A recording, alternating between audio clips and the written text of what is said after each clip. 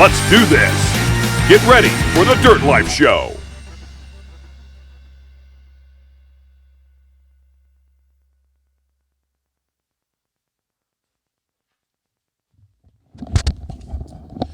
All right, hopefully you guys can hear us now. Sorry about the trouble, but we are stoked to be with you guys tonight. We are on episode 20, and it's 2020. 2020. So that's pretty cool, man. I'm stoked. I'm Georgie Hamill. This is episode 20 of the Dirt Life Show. Got my buddy Casey Peck with us. What's up, guys and gals? Yeah, we were talking a little bit earlier before we lost the audio connection, but it's pretty cool, man. Like, I can't believe we've already done 20 episodes, and it's been the show's been on since August. The last show was in like late July, but so that's what, 4.5 months now, 5 months. So it's pretty cool to see that, man. I'm so pumped, and it would be really cool to make this thing go for a few years, dude. Like, I would think it would be awesome to be able to have this thing go on for all these years to come. I think it's cool that people can enjoy all the content like they're doing. You can do it on the road. You can do it, with iTunes. You can do it with YouTube. You can do it all these different platforms, and it's just cool to see that. We had our main platform so far has been basically on Facebook, but it's cool to see everybody else enjoying it. Like the iTunes is growing pretty cool, and it's neat. So we'll talk about some of the statistics in just a little bit, but I'm pumped, man. I really am. Thank you, everybody, for tuning in. You guys have been super awesome. It's really, really cool to have the support of everyone. We really enjoy you guys commenting. We want to get more interactive with you guys. We want to be able to do as much as possible. So join us on all of the social media platforms. Facebook, like I said, has been the biggest one so far. So feel free to comment on Facebook and let us know what you guys think. Let us know what you guys have planned for 2020. Slide into our DMs and talk to us as much as possible. I went to a supercross party this weekend with Brian Lopez, my crew chief, and it was cool because people said, "Oh, you guys have Ryan Sipes coming on the show this week," and nice. I said, "Yeah, come on in, and, comment in and ask him some questions and stuff." So I want to thank you though, dude, for getting Ryan on the show. So that was pretty cool. Definitely. Can't wait. We want to thank our sponsors and stuff, but let's. How did you get to meet Ryan? So back in 2007 or so, somewhere around there was a group of these pro moto guys and their mechanics that were doing RC stuff when they were out in California on off days. So was Ryan doing like all the stuff he has now, like being this busy? So I never saw him drive, but his mechanic, Scotty Atkins, was like a fiend. He was like he loves RC car racing. He couldn't get enough. That's cool. Yep, and it was pretty cool. So we saw him at a couple races, and it took a minute for me to put two and two together because I wasn't following Supercross as much at the time. And, and then you see him win a couple weekends later, and it was like, wow, that was freaking super cool. Yeah, and just been following ever since. I mean, the guy's got a lot going on and pretty awesome. He's a rad dude too. So Ryan Sipes is like we talked about it. I mentioned a little bit on the social media posts and stuff, and you were talking about it to me earlier. Like, he's got to be one of the most versatile guys on a motorcycle. Yeah. So I've heard him. I don't know if you've heard this one yet, but I've heard him called the Swiss Army. Swiss Army guy. Yeah. And I'm like, man, that's pretty cool. The General's a pretty awesome title, but man, to be called the because he has that show, the General Sipes on RedBull TV or whatever. Right. But to be called the Swiss Army Rider, think about that. Yeah, that's like, cool. That's one guy for every situation. So he does. We're trying to figure out early. He does supercross and motocross. That's where he started. Right. Flat track. What else? Hill climb.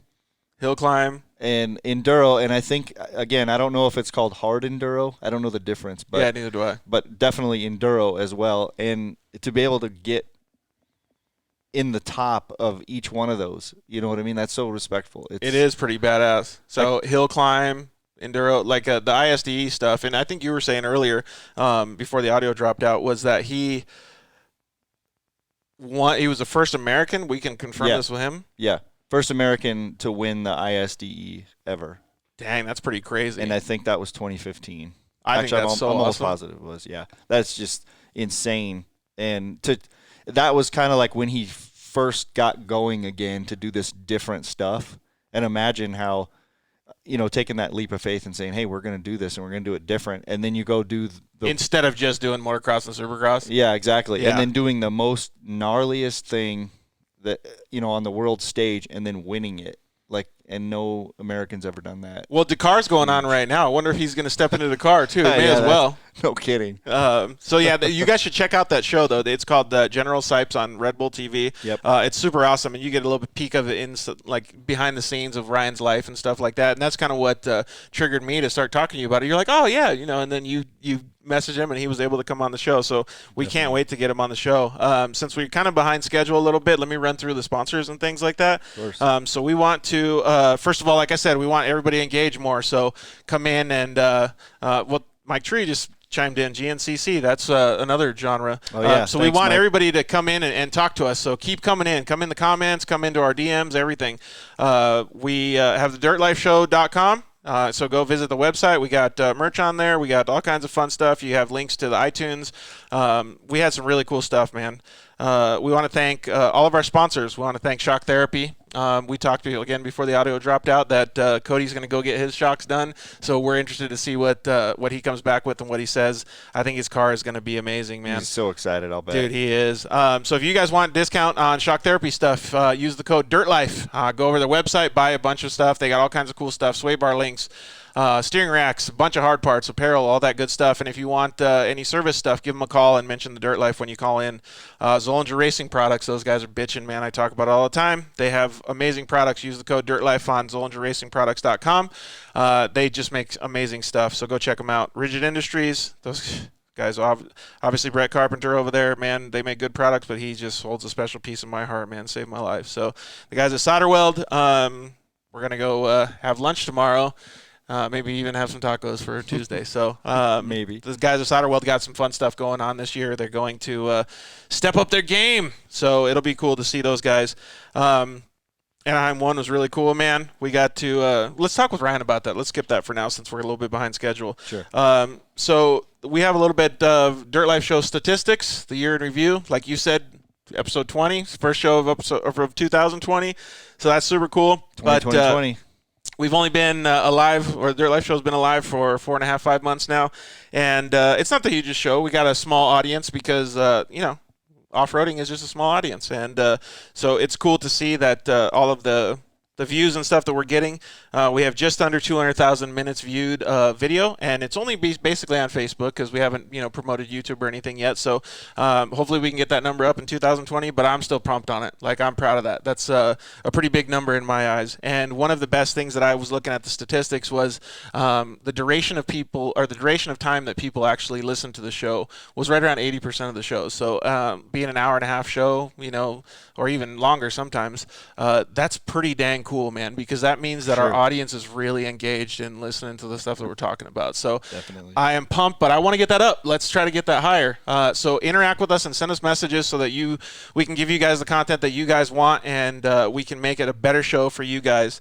It's important for us to have you guys interact, and we want to know what you guys are going to be doing for 2020 as well. So send us messages of people that you want to talk to, people that you want to see on the show, or stuff that you want us to ask our future guests, and it'll be cool. Man, do you remember the time when you got suspension for your dirt bike? Yeah, first time ever. Yeah. Yeah, it was actually. Like, how did it feel for you? It was Enzo stuff. Justin McMurch. That stuff was awesome. Justin McMurch talked me into that, and I went for it. Good old Ross Maeda. Man, I got that stuff and was like, "Are you kidding me? This, Game changer. It just, you can't believe the difference. Like, what was I doing before?" So Cody's probably going to have that same thought when he gets back. And I think he's going on Wednesday. So we'll see what happens. Like I said, chime in. Let us know what you guys have going on in 2020. We have some rad stuff planned. So we would definitely want to talk about it with you guys. So having a backup plan, that's what I want to talk about. It's definitely crazy to know that you need a backup plan in life, right? Like, everybody says, well, I'm going to go to work, and who knows what happens at work. Like, everybody is disposable, in my opinion, right? So Steve Jobs got overthrown from being the president of his own company, right, and one of the biggest companies in the world, right? So sure. You always have to have a backup plan. And Ryan Sipes, our featured guest, I don't know if he had a backup plan. We can ask him, but he's clearly making the most of his new backup plan, we'll call it. He was a professional supercross and motocross rider, did fantastic, super fast, did awesome when he was an amateur, and now he's doing all these different disciplines, riding motorcycles, and it's pretty dang cool, man. It is. And, we were forced to have a backup plan. We were young, too. Right. I remember you told me, was it last show or maybe the show before that you helped with, was your dad gave you a 1 year of I don't know what you want to call it, but of a growth to be able to do supercross and motocross, right? Yeah, it was basically there's no college unless you want it, and or you can turn pro, and I'll give you 1 full year of you just training and racing. And giving you the best possible chance of success. Giving me the best that he absolutely could, which is I wouldn't trade it for anything. That's awesome. Yep. That's a really good opportunity, but I'm sure that through those discussions with your family, you probably came up with a backup plan just in case, no? Yeah, and sometimes with the backup plan, you don't realize you're creating one. Like other people are actually helping you create one, and you don't really. Oh, by putting slights in your mind and stuff. Sometimes you don't realize it until, like for me, again, if we're going back to me, I was helping do electrical work with real good close friends of the family as I was growing up, and they just needed help. But at the same time, I was learning something, and that's valuable, and that's what I'm doing. And I think maybe in the back of my mind, I thought, I could maybe do that, but. Yeah, when you're going full bore to that goal, whatever it is, you're not really thinking about it. But it's important to still have, though. And you should be thinking about it, I guess, is and that's kind of my point why I wanted to bring it up, was because I didn't have a backup plan. I thought, I'm just this cool dirt bike racer, right? Like, right. I'm going to always be able to ride dirt bikes. Right. But the fact is that even if you don't get hurt, you can only ride it for a duration of time, and that's it. And then you still have to go get a job or whatever it is. Right. I had like a forced backup plan, and I want to ask Ryan like how he dealt with the stuff to transition into the new stuff that he's doing. But I got hurt, so I didn't even know. I was telling at this lunch meeting I had the other day, I was telling these guys I got hurt and I had no idea what to do. Sitting in the hospital, I was like, shit, man, like I have no plan, nothing. Right. And so my family and I started talking about it, and computers was a good thing at the time to get into. Being paralyzed or told I was going to be sitting in a wheelchair for the rest of my life. I said, shit, well, I can do a keyboard because my arms still work. So I remember the first day of school, I didn't even know how to turn on a computer. Like, people were looking at me like, what the heck is this dude getting into? Right. Like, he has no clue. It's like, it was hilarious, though. And so my backup plan was forced upon me, but it actually turned out pretty good. Absolutely. And that taught me a lot in my life, though, because now I look for backup plans now. If I'm going to go option A, I still have option B just in case. Right. And that's probably a lot of the way that you deal with stuff now, too, no? Yeah, for sure. In my trade, in fact, this weekend, something specifically happened like that. A good friend, I'll say Jeff Furrier, had a problem at his house with the meter. Anyways, I told him I'll be there Saturday, and I had an A, a B, and a C plan just in case. It's all lined up just for one job. Yeah, because we had the power company there. The power company's going to show up, turn it off, and let's do our thing, and then go back. So you can't have them wait. So A, B, and C ready to go. So we had something kind of like that happen tonight. Like I went to option C actually with the distribution of the content, and it seems to be working pretty good. We still have some stuff that we got to work out with our internet service provider, but hopefully it hangs on. Thanks to Ray again for helping. Our buddy Ray, man, he's a lifesaver when it comes to internet service issues. But so thanks to him. Well, we've used up a lot of our time with those little issues. About the only other thing that I wanted to talk about before we get on the phone with Ryan or on FaceTime with Ryan was being good at multiple things. So most people, I think, are good at a few things, right? But he took it to another level, dude. Like being good at that many disciplines or that many genres of motorcycle riding. I mean, dude. Most people can only do flat track and that's it, right? Right. He can win at almost all these disciplines. It's so crazy. It really is. Can you imagine? Like, I can't wait to ask him, like, does he have to work on all of these bikes and set up all these bikes and go through all of it? I think he does. Again, that's why there's so much respect to what he's doing. I couldn't even learn how to set up a freaking RC car.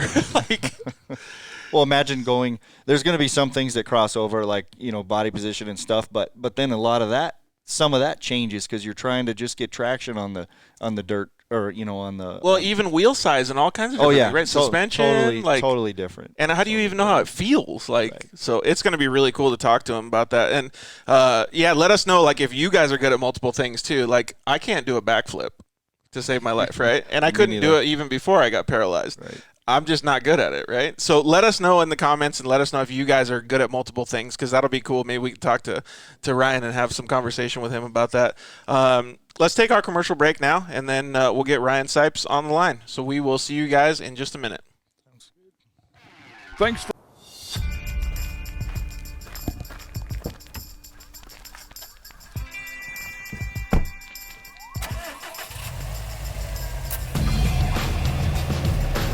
Introducing Rigid's new SRL Series light bar, featuring a sleek 20-inch curved housing, ultra-wide forward projecting beam pattern, and a unique halo backlight feature offered in 4 color options.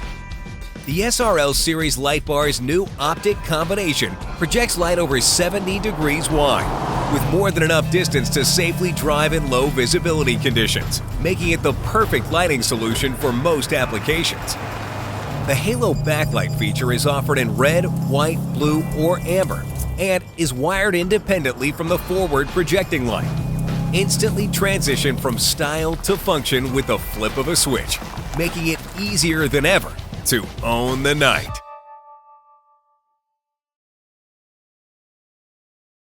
Zollinger Racing builds the best aftermarket products available. Products for your UTV or snowmobile, including billet radius rods, billet tie rods, billet steering knuckles, billet steering racks, alternator kits, and much more. All manufactured in the United States in-house at their headquarters in Nibley, Utah. Travis Zollinger and his team test in some of the most brutal conditions, racing in places like the Best in the Desert Mint 400, Ultra 4 King of the Hammers, UTV World Championships, and many more. Visit ZollingerRacingProducts.com and use the code DIRTLIFE to get 10% off your next purchase, and join us on social media at Zollinger Racing Products to see our products in action.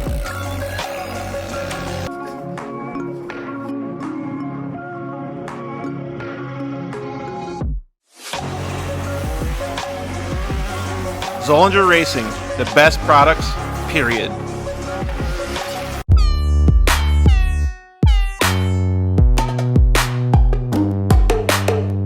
Hello, I'm Justin, the founder of Shock Therapy.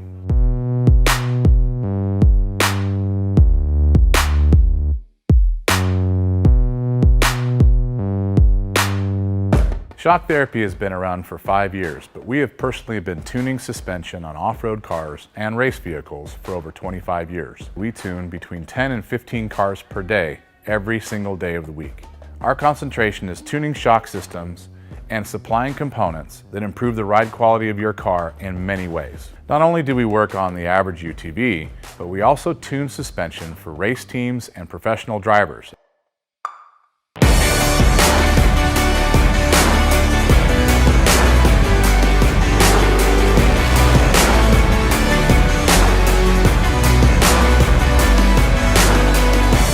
We currently tune for over 87 race teams in Best in the Desert and Score. Our clients and race teams rely on our suspension components to allow them to win races and keep them safe. Suspension is a moving target. We are always trying to hit that target with every customer that we work with. Each customer's needs can be different, and we tune our kits accordingly. Our research and development never stops. We improve our components every single day. As the industry evolves and improves, so do our parts and kits. As of right now, we have over 100 products for UTVs. So when you bring your car to us, you have the satisfaction of knowing that you have the most experience, the highest quality products, and the fact that your car is being tuned specifically to you.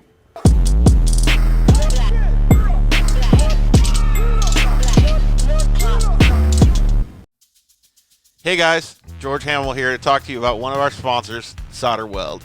Who is Solder Weld? And what is their impact on the off-road community? Well, some of you may have seen Solderweld's booths at the races, Lint 400, Vegas to Reno, Score and Snore events, and the UTV World Championship. You're seeing their stickers and sponsor wraps on more and more racers' vehicles every year. But who are they, and what do they have to offer us as off-road enthusiasts? Well, late last year, Solderweld introduced their new off-road repair kit to the off-road industry and sold out their first week. The interest was overwhelming, as many off-roaders already knew of Solderweld's aluminum radiator repair rods, and now they were included in a convenient carry kit in camo or black. If you're a racer of any type or off-road enthusiast like myself, you're going to want to take a close look at this product. Solderweld has combined some of their most elite products into one small kit that fits perfectly under your seat or strapped into your roll cage and allows you to make some insane fixes anywhere you go. How many of us have been in a race or out on the trail and got a rock chip in a radiator or a brake line? We've literally seen a top-tier desert race truck at the 2019 Mint 400 taken out by a simple rock to the radiator. If they would have had an off-road repair kit on board, they could have been back up and running in just a minute. The kit includes everything you need to work on dirty aluminum, stainless steel, copper, and many other metals. Solderweld's cutting-edge technology allows you to make these fixes with extremely low heat and incredible high tensile strength, leaving you with a lasting fix every time. Don't be that guy who broke down on the side of the trail. Get your off-road repair kit today. Your friends will thank you.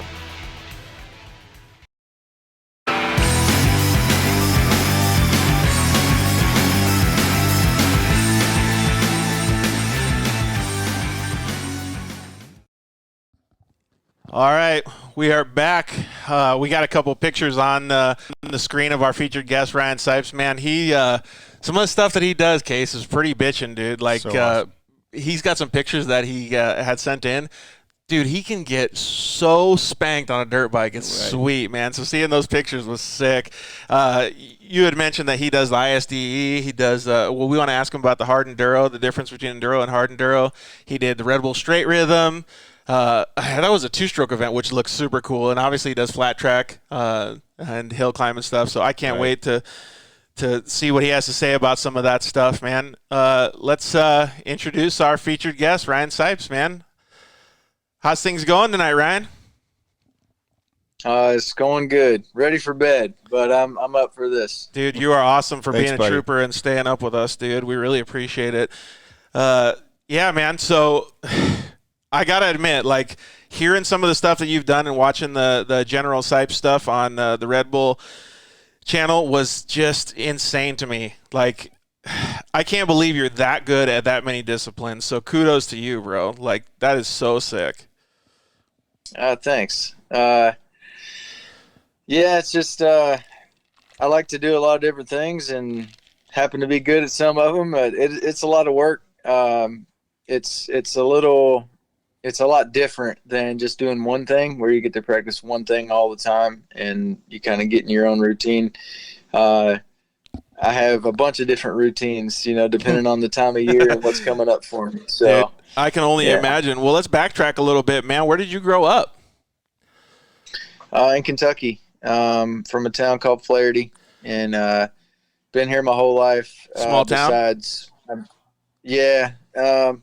Pretty small. We don't have a Red Light or a McDonald's, so it's pretty small. That is pretty small, man. We thought we lived in a small town. We grew up where they didn't have pavement as well, so like it's cool to hear those stories, man. And you've done some pretty significant things in your life. What made you get into dirt bikes, but we'll call it. What made you get into the dirt life? My dad used to race, and he was just race locally and everything, and bought us dirt bikes when we were kids, and yeah, the rest is history. Started off local, just doing the stuff around here, and then as we got better, we started going to more bigger races. And I guess when I was about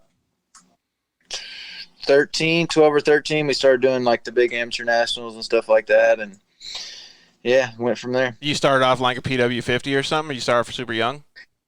Yeah, JR50 for my second birthday. and I used to ride it with training wheels around the yard. Mom and Dad's got videos and stuff, and then went to P-Dub, and then I'm too old for Cobras. I think they came out like the year I moved out of the 50 class. So we were you got on the siblings old school too, right? stuff. Yeah, I got a brother. He's about 3.5 years younger. He was one of the first like factory Cobra guys. Oh, really? That's awesome. Yeah. Dang, that is pretty cool, huh? So you guys did all the amateur nationals together and stuff, just in different age groups?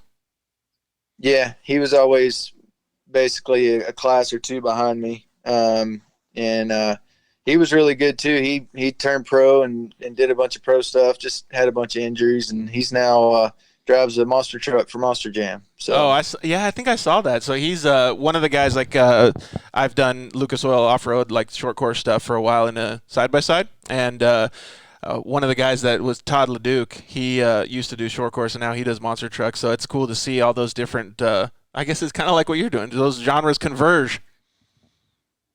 Yeah, and he's good at it too. He won his, let's see, this is his 4th year, but his first 2 years he won the championship, and last year I think he was 5th, and he just had his first show of the year, and he won all 3 shows on the weekend. So he's no pretty way, good really? at it. But he's one of those guys that's good at everything. The guys that tick you off because you work super hard, and he doesn't even try, and he's better than you. That's him. So what'd you guys do growing up then? Do you guys always battling?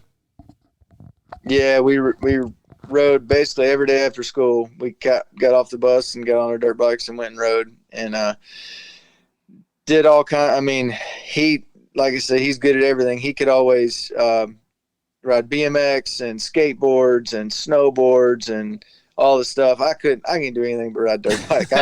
I'm singularly talented. We were actually just talking about that. It was cool though. I mean, I wouldn't be as good as I am if it wasn't for him, us battling all the time and pushing each other. Yeah, that makes a good point. Like Casey and I both grew up right next to each other, living next to each other. We both do the same thing too. He was a little bit ahead of me, and usually faster than I was, and it was always like playing catch up. So I kind of feel like your younger brother trying to catch up. Yeah, no doubt. It's really neat to hear those stories, man. Because did your dad make you work on your dirt bikes and stuff too? Yeah, I mean, if you can't start it, you can't exactly ride it. Yeah, I mean, well, he works full time, still does, and did the whole time we were racing. So it was basically if we couldn't do the filter and change oil and check the tires and tighten the chain and all that stuff, that was at first. Then we didn't ride, and then getting all. I remember going to Dad. We had this old van and then an old motorhome, but we pulled this 16-foot trailer. I still got it, but with 8 big bikes in it. Oh, and, dang. Just 2 mod bikes, 2 stock bikes for both boys. So, we spent a lot of late nights in this shop working on bikes just to get ready to go to Loretta's or wherever it was. What, you still do some of the same work in the same shop that you're in? No, not this shop. It was at their, my mom and dad's house. But I do a lot of work here too, for sure. We talk about that a lot in the Dirt Life. Casey and I grew up in the same kind of atmosphere, and it teaches you a lot when you're a kid. You have to work on your own stuff. You got to maintain it. Your parents give you these opportunities to do this great stuff, but you're real goal oriented. You're focused. You can understand how to work on things. Are you instilling a lot of that with your kids too? Yeah, I try to. I mean, my son's only 5, but try to teach him how to work on stuff and teach him that if it's broke, you fix it. One of those things. Not if it's broke, you throw it away. That's there you go. One thing that I was taught and I believe in. And if there's a problem, you figure it out. You don't just give up and walk away. You figure out the problem. So I'm trying to. You can probably attest to that. Yeah, and I was going to say you're like a walking example of that, right? Because you're like, okay, I'm going to race this. Well, I got to figure it out, right? yeah, just a little bit, right? Right. You got any funny stories with your brother? I don't know. I guess the time he was he built a freestyle ramp. He can build stuff too.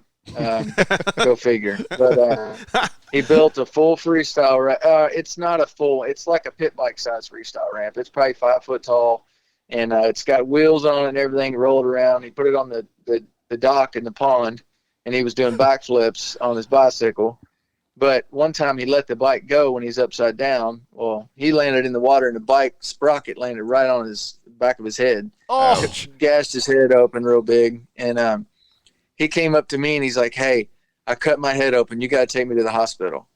And I'm like, "Okay," but he's like, "You can't tell Mom." So You can't tell her. yeah, so he goes and gets an old T-shirt, cuts it up, and shoves it under his hat because he's bleeding so bad. Puts his hat on, and we sit there and eat supper with him. And then I take him to the hospital, which I'm not his guardian. He was, under 18, so I couldn't even get him into the hospital. We had to get there, and then I had to call Mom and Dad, say, "Hey, we're at the hospital." So it was funny. So he got shown up anyways. His mom figured it out pretty quick. Even worse. Yeah, they busted us. That's funny. Well, now you know the trick, just in case one of your kids goes to the hospital, right? You got to make sure they don't have. I know. Yeah. Well, that's the problem. My son's 5, but ever since I did the thing with donations with Travis Pastrana, that's his favorite person on earth, and all he wants to watch and all he wants to do is freestyle. Oh, and I'm like, dude, no, you can't. We're not doing freestyle. If you're gonna ride, we're just gonna ride. We're not gonna do tricks. But it's all he wants to do. Does he ever see the stuff? Well, if he watches YouTube, he probably sees stuff where they're backflipping at Travis's compound or whatever they call it up there. Yeah, well, and I've been up there, and done all that stuff, and he sees the video, and so. Great. Well, that's going to be awesome, though, if he starts riding. I think that's super cool. And plus, you're teaching him right, too.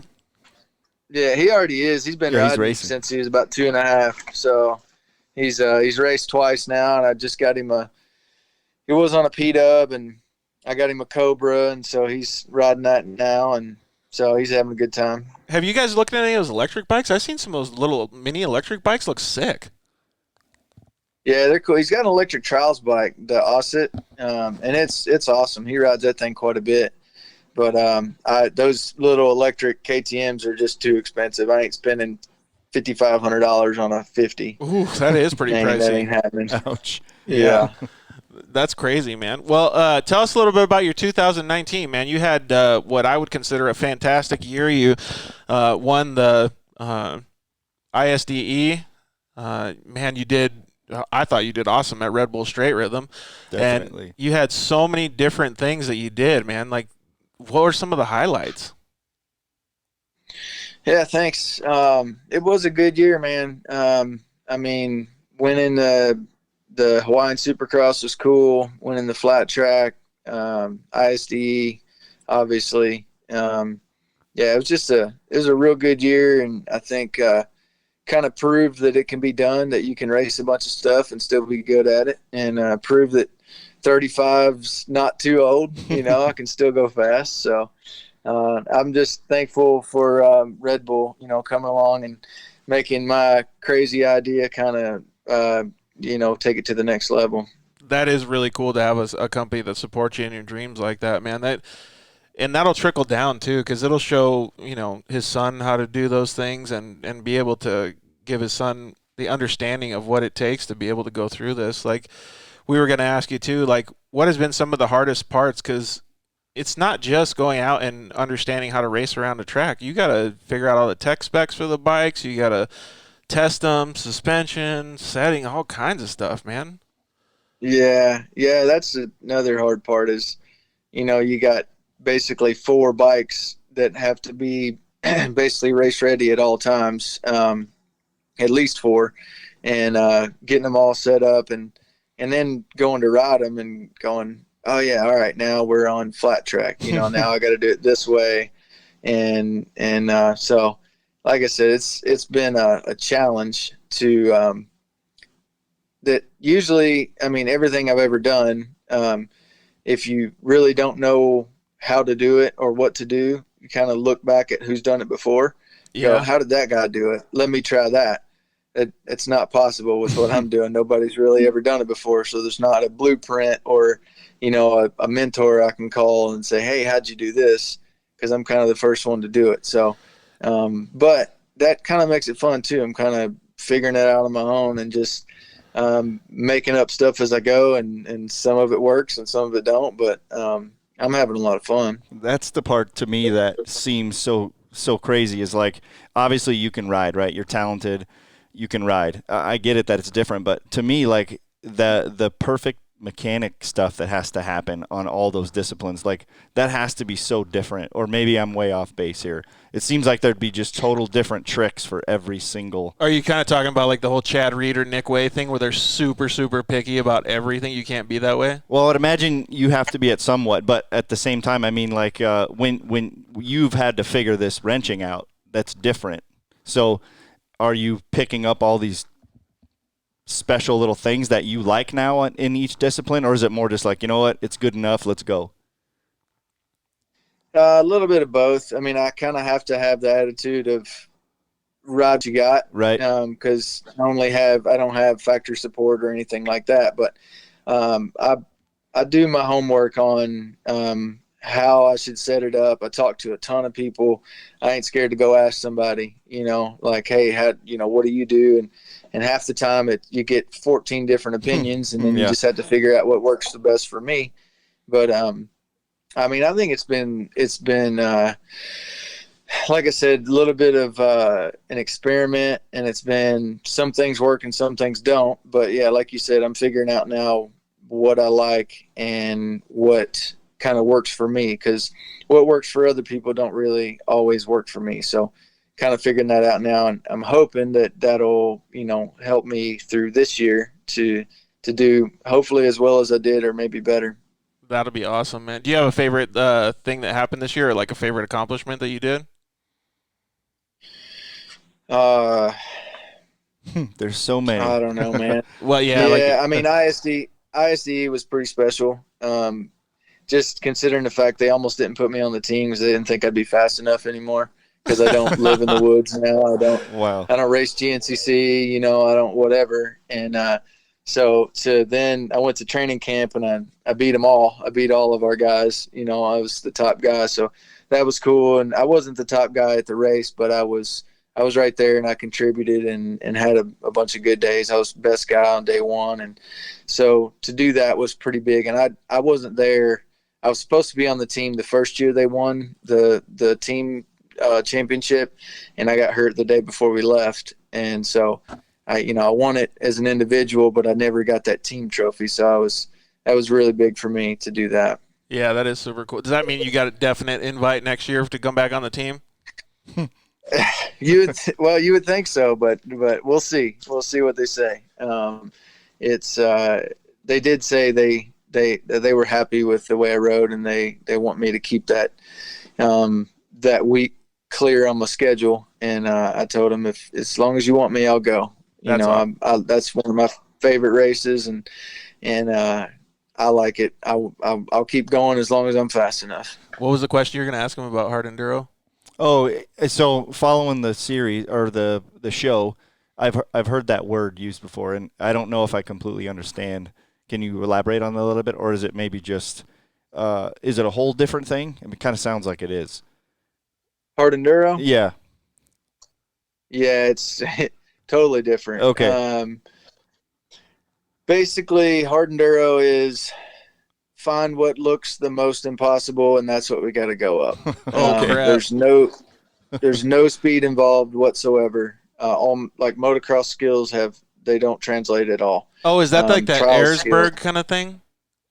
Yeah. Okay, trial skill is what is important there, which I don't have a ton of. But yeah, it's a lot different. We just had somebody comment in saying, isn't Bradley right out? He said, how about when Pooh almost missed a moto at my LLQ because him and Malcolm were fishing in a pond? Yeah. Oh, Bradley. Yeah. Yeah, I remember that. He's good at fishing too. But that was his thing though. Like I was always pretty serious and worked hard and trained hard and everything. he kind of didn't have to because he was so good, and he cared a little bit more about fishing than he did about racing or about whatever else. So, but yeah, that's a funny story too. Did he let you drive the monster truck ever? Yeah, nope. No, that's what everybody says, but he don't get to bring one home. The only he time just shows up. The only time he ever gets to drive is at the shows. So I got a bad back, and I always have the question, like, does his back hurt after hucking those big ass jumps? And like, it looks gnarly.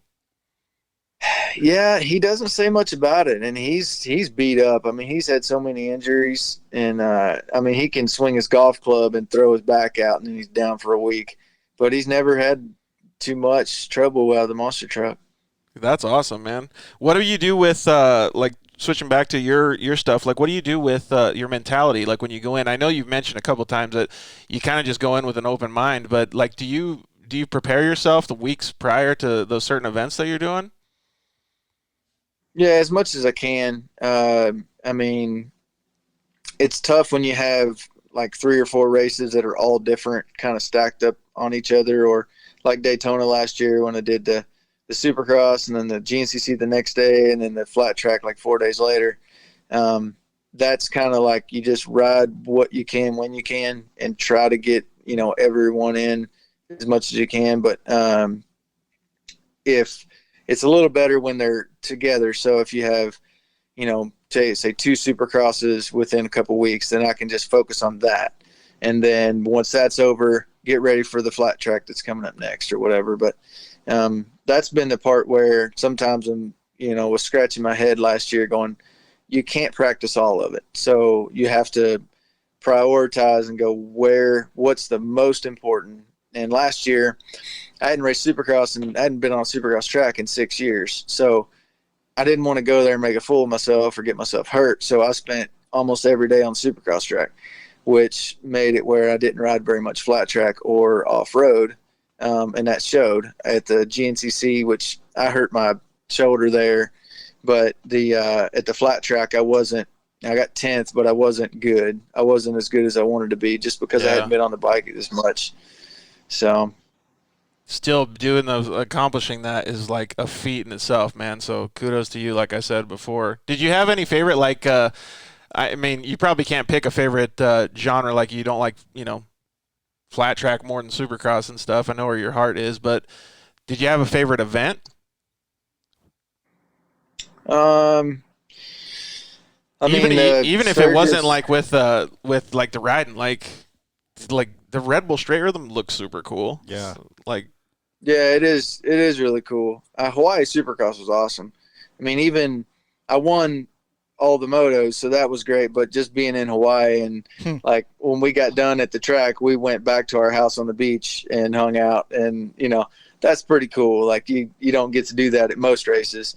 But even Erzberg it was raining and cold, and we're up on a mountain the whole time, or in an iron mine, and it was still pretty cool. Just that experience being there and seeing what's possible on a dirt bike and trying to do it myself. Yeah, I mean, I've had a really good year, but a ton of cool experiences. I was going to say those experiences are going to be so awesome to look back on, and especially since you're documenting, it's going to be pretty cool. Yeah. I thought you were going to say the Hawaiian Supercross was badass because your brother knows how to surf too, and he just went out there and killed it. He knows how to surf too. He probably could. I wouldn't challenge him to a surfing contest because he'd probably kill it first try. Ryan, is there a discipline that maybe you don't put as much into, but it because you don't focus so hard or put pressure on yourself, it comes easier, or not really? No. Okay. I would imagine being at the top of the sport is just like you got to put in like super amounts of work. Yeah, I mean it's a lot of work. It's not just just for instance, most people when they go ride their dirt bike, they call up their buddies and they go ride and do a couple laps and then stop and talk and then do a couple more laps. Yeah. Like I don't do that. That's not productive and it doesn't do me any good. It's fun. Sure. And I would like to do that, but I got to go do my motos and practice and hit one corner 50 times just to figure it out, stuff like that, and spend a ton of time running and bicycling and all that stuff. So But that's just part of the job. I'm not complaining at all. I like it, and I've been doing it a long time, and I just kind of know what it takes to do it. Well, thanks for taking the time to do all this stuff with us, man. I know you're so busy. Absolutely. What has the partnership with Red Bull, how's that contributed? Because it sounds like they gave you an opportunity to do this series and really showcase it. Yeah, no, it's cool. It's been great, man. They treat me really good, and they take care of me, and it seems like they're invested in it as much as I am. Just, the guy that I deal with at Red Bull calls me once a week at minimum. Hey, how's it going? And I'm like, well, what'd you need? He says, no, I'm just checking in. Like, that's pretty cool for a sponsor. That's not normal. But it's really cool, and it's good when, I know how much I put into it. And if they're that invested too, and that interested and want to see it succeed, you're going to have good results. Yeah, that actually really makes a strong point with me because, even with having Yamaha support and all these different things when in the side-by-side racing, it was always the opposite way. Like, nobody ever called unless you told them what was going on. And that's the way that, we were brought up in supercross and motocross and stuff too. It's like you got to continually give them reports, but who knows if they even read them. So that's awesome that Ryan has that support from those guys, and they're asking him too. We got a comment from Kent Severson asking, are you excited about going for 3 in a row at Buffalo, Chip? Hey, Kent, how are you? Glad to hear from you. Yeah, I'm hoping to, man. That's a fun race too. That's a really cool.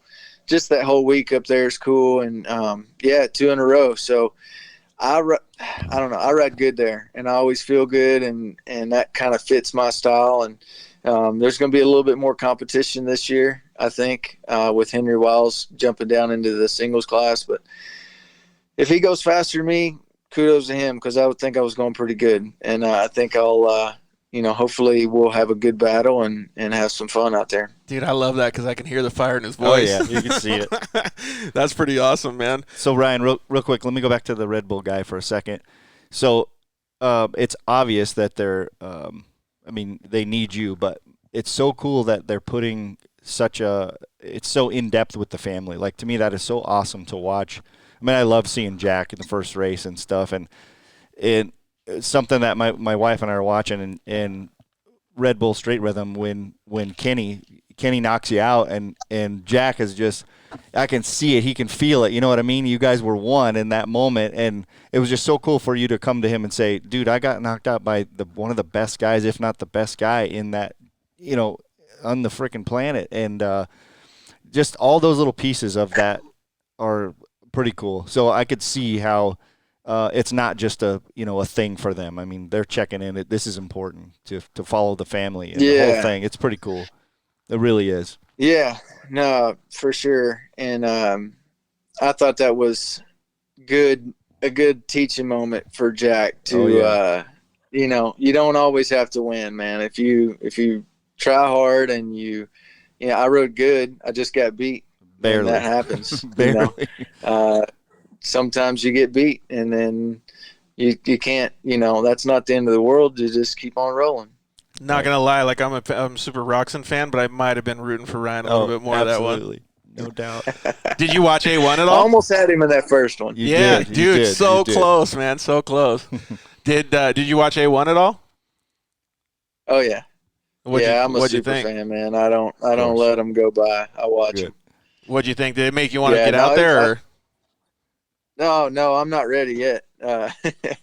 But I like watching it. I study all that stuff, and those are guys I'll be racing in 2 months. Yep. At Daytona. So I thought it was cool. I thought it was good racing. The track looked gnarly, and but everybody was close, and it's stacked, man.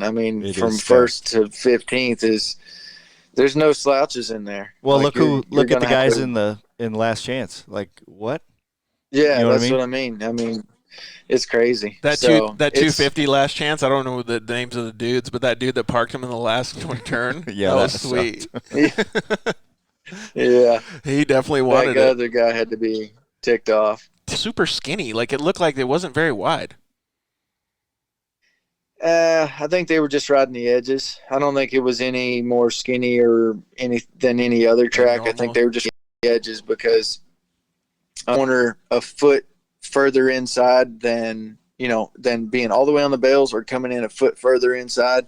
It makes a big difference in the next corner. The amount of speed you can carry and all that stuff. And if there's, bumps or whatever, you're trying to go around them, not hit them. I think they're just riding the edges, and it was super slick. As the night went on by the main events, it was crazy slick. So that's why those guys are sliding sideways and everything. It looked like there was a kind of a pocket, like this, but where Fortner crashed. It looked like there was a pocket in that drag in there, and he spun. He got sideways on it. So yeah, a few guys did that. Even Cincerello was complaining about that. Well, we're looking forward to watching you at Daytona, and obviously, are you going to do the General Sipes stuff again this year then with Red Bull? Yeah, for sure. Sweet. What's the first event that you guys are going to do? I think Daytona. There's a small chance I'll do Dallas Supercross, but I don't think I'll be ready by then. So it kind of just depends. If I feel really good, then I might go, but for sure I'll do Daytona. You were talking about, his family and stuff. What do you usually do with your family for fun when you're not out there on the track? And obviously you have a lot of time on your hands prepping for all this stuff, but you got to make time for them too. Yeah. I try to take them to some of the races, and like most of them went to Hawaii, which was cool. Like, I figure it's a lot of money to take them over there and everything, but I'm going to be there racing anyway. Why don't we just turn it into a little vacation? And we did that quite a bit this year. And doing that, my daughter plays volleyball, which is cool. She's really into it, and she's good. And so that's been fun I don't know how to play volleyball, but I'm trying to ask the coaches, how can I do this and do that, try to work with her, get her as good as she can be. And my son just wants to ride. Your bro can. Yeah, your brother's probably good at that. He could teach her. Yeah, I was waiting for that. I should just ask him. He is a pro at it. But then my son just wants to ride, and then my little girl, she's almost 2. As long as I take her out and ride around on dirt bikes sometimes, or really anything, she's a little daddy's girl. Just whatever I want to do, she's in. So, but we try to balance it. I could work sun up to sundown, but at a certain point I got to shut it down and hang out with them. Yeah, that's what you were telling me too. Try to keep that balance. That's awesome, man. Well, what's the future hold for you in 2020? I know you're going to do that series, but any more events or kind of the same schedule? Same idea for the schedule, but some different events. I'm going to do 2 hard enduros this year. Erzberg again, and then this one called Megawatt. It's in Poland. It's supposed to be pretty gnarly. So we'll see how that goes. But I'll do Hawaii Supercross again. I'll do Daytona Supercross. Probably going to do Australian and New Zealand Supercrosses. And then I'll do 1 or 2 nationals, ISDE again. A couple of the flat tracks. I'll do 3 TTs again this year. So planning a whole bunch of stuff, just not exactly the same races as last year. There's only 52 weeks in a year, man. When do you get to sleep? Yeah, when he's not wrenching. Yeah, it's exactly. It's busy, dude. But I'm not gonna say no. I'm 35 and I still get to race dirt bikes and get paid and travel all over. I'm gonna do it as long as I can keep doing it. I'm gonna do it. You know what I mean? It's yeah. I'm blessed to be in this position, and I'm gonna live it up while I can. Oh, I can tell you that you got some super fans over here. We're gonna keep following you. All right, let's. I didn't send you these questions, but we're gonna do a rapid fire Q&A real quick. You want to go back and forth, Case? You ask him a first question. Sure, go for it. What's your favorite movie?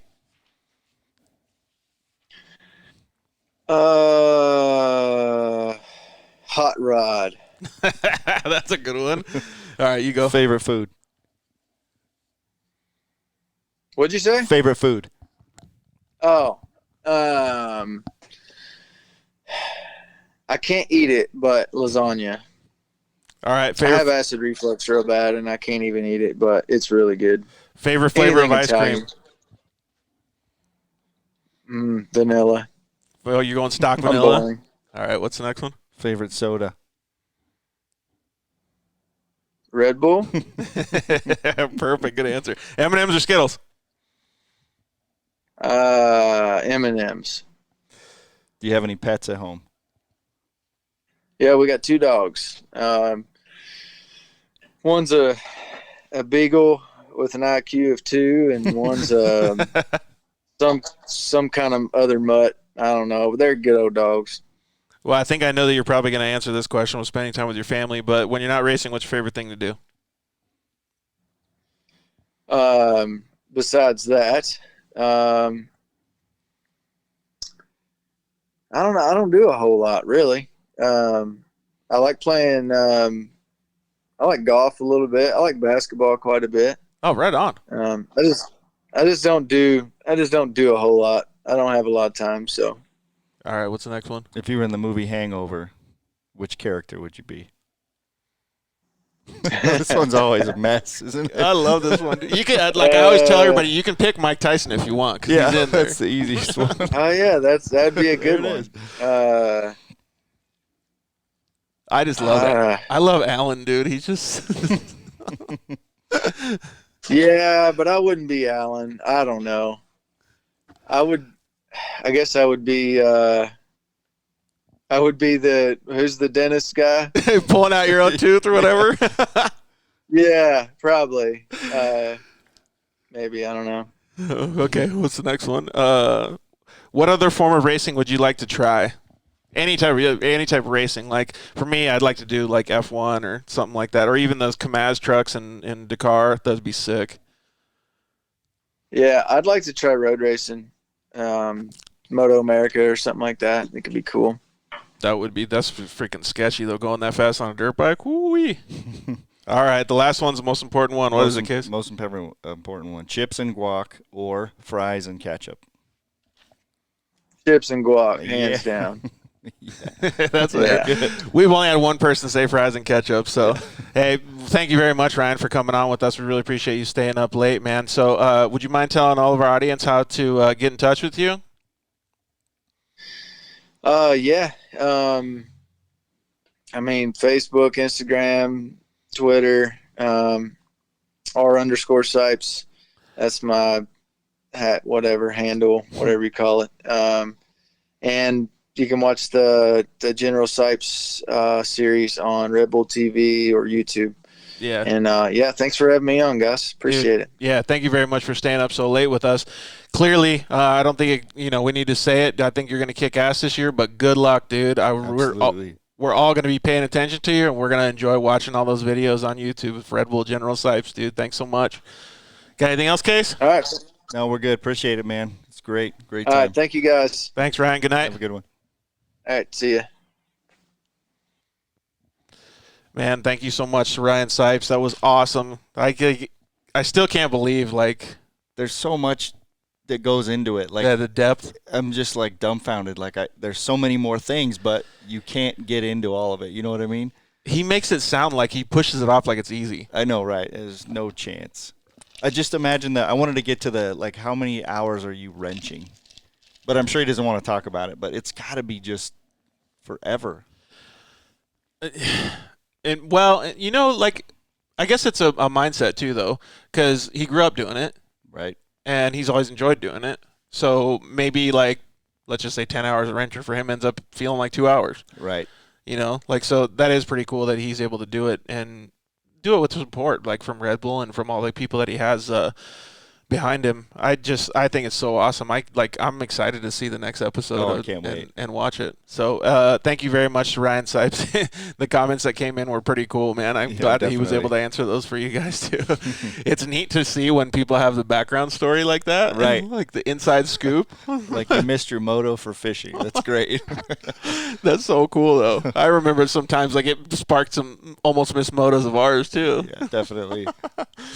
Thank you guys very much for tuning in, watching, talking to Ryan and hanging out with us.